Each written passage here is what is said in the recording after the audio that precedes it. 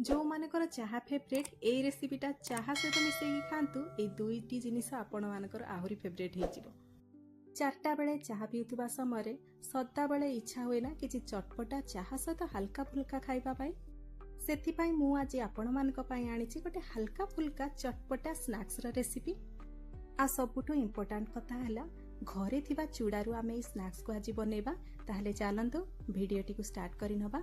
नमस्कार, जय जगन्नाथ। मु मो चैनल सीजन्स एंड बाइट्स रे आपण समस्त को स्वागत जणाउछि। ताहले देखि नियंतु यार प्रथम इंग्रेडिएंट होछि आलू। दुईटी मीडियम साइज रो आलू को मुइटी चपा छड़ेकी ताको सरू सरू काटि नेथिली ताको भलो भाबरे 4-5 थर पानी रे धोई नबा। एबे कोनोसी कपड़ा रे माने सुखिला कपड़ा रे ताको टिके आमे भलो भाबरे पोछि नबा, नहले आपण याको फैन फ्राई मते करि पारिबे। या द्वारा कोन होबो जेतेबेले आमे आलू को छाणीबा सेतेबेले ये तेल भेडिबो नाही। ये ड्राई हबा भितरे चालंतु देखि नेबी आमे आउ कोन कोन जिंस नेबा। एमिति किछि माने नाही जे आपणको पाखरे जदि कोनोसी जिंस नथिबो एई रेसिपीटी हेई पारिबो नाही। जो जिंस अवेलेबल थिबो आपण ताकू पके की रेसिपीटी बनांतु, बहुत टेस्ट लागिबो। आ एठी मु नै जाई जे अल्प किछि बादाम आमे जेतिकी भाग नबा तार अधा भाग आमे काजू आ किसमिस नबा।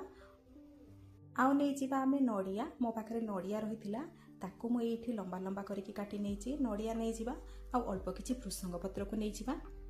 एबे नै जिबा गोटे जागा सेइथिरे आमे कोनसी स्टेनर रखि नबा। एबे नेबा आमे चूड़ा। मु एठी 4 कप चूड़ा व्यवहार करिछि। आपण चाहिले तार मात्रा बढ़ाई पारिबे आ कमै पारिबे। आपण एठी जो रेसिपी रो इंग्रेडिएंट देखुछंती तार कोनसी एमिति भाग माप नाही जहा द्वारा कि आपण नेबे आपणको इच्छा अनुसार आपणकर जो जिंसटी प्रिय तार मात्रा को आपण बढ़ाई पारिबे।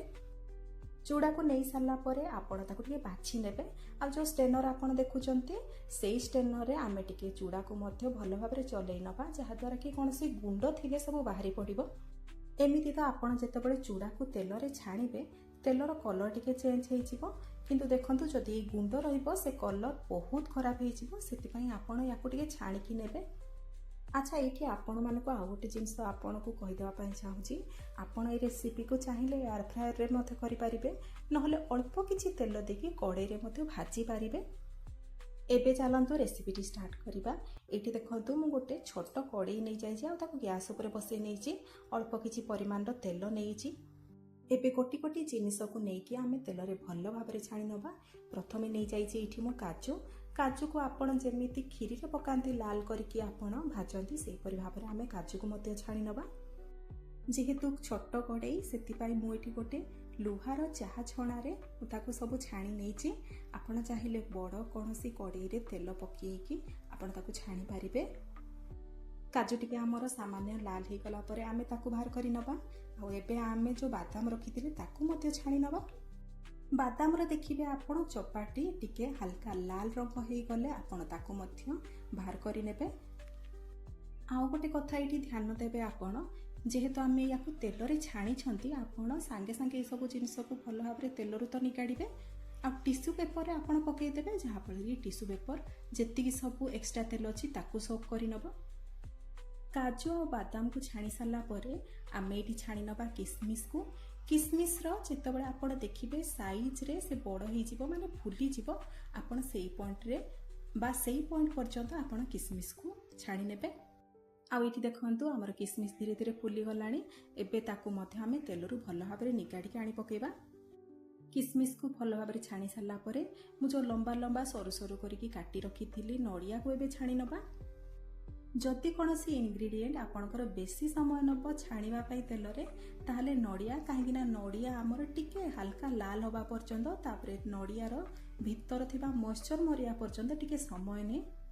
आपण जदि चाहुचंदी नडिया को आपण छोट छोट पीस करके पकेबे किबा आहुरी पतला करके पकेबे से मध्य बहुत भलो कथा।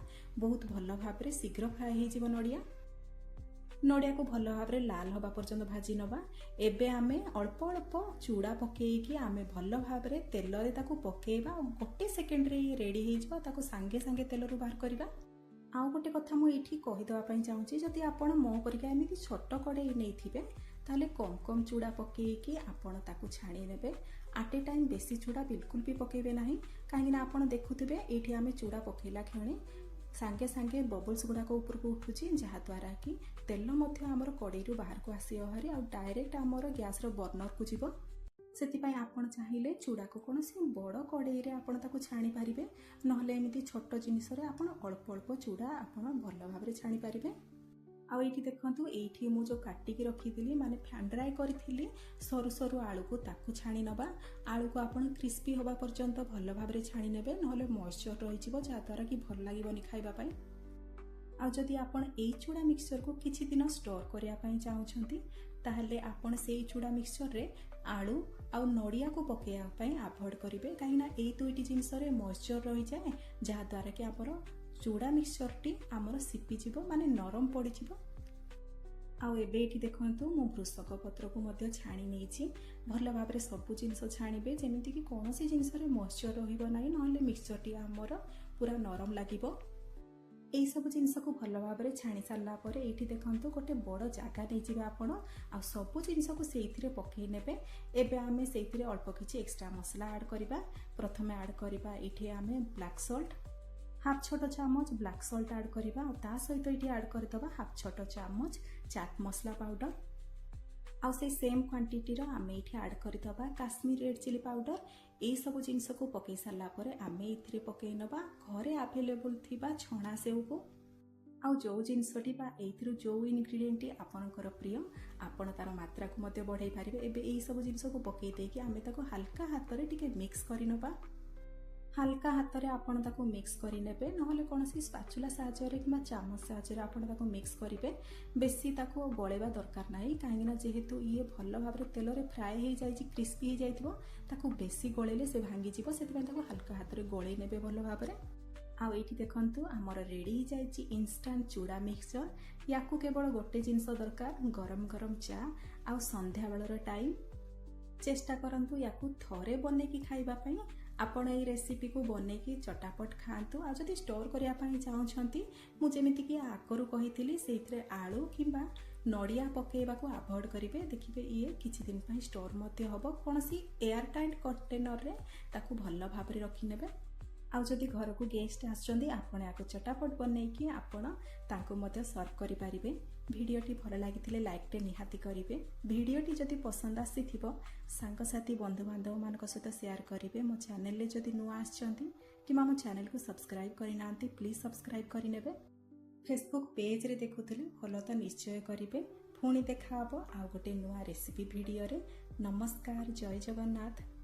ଭିଡ଼ିଓରେ ଦେଖୁଥିବା କୌଣସି ଯଦି ଆପଣଙ୍କୁ କିଚେନ୍ ଆଇଟମ୍ ଦରକାର, ଯଦି ତାର ଲିଙ୍କ୍ ଆଭେଲେବୁଲ୍ ଥିବ ମାନେ ଆଉଟ୍ ଅଫ୍ ଷ୍ଟକ୍ ନଥିବ, ତାହେଲେ ମୁଁ ତାକୁ ଡେସ୍କ୍ରିପ୍ସନରେ ଲିଙ୍କ୍କୁ ଟ୍ୟାଗ୍ କରିଦେବି, ଯାହା ଥ୍ରୋରେ ଯାଇକି ଆପଣ ଆରାମସେ କିଣିପାରିବେ।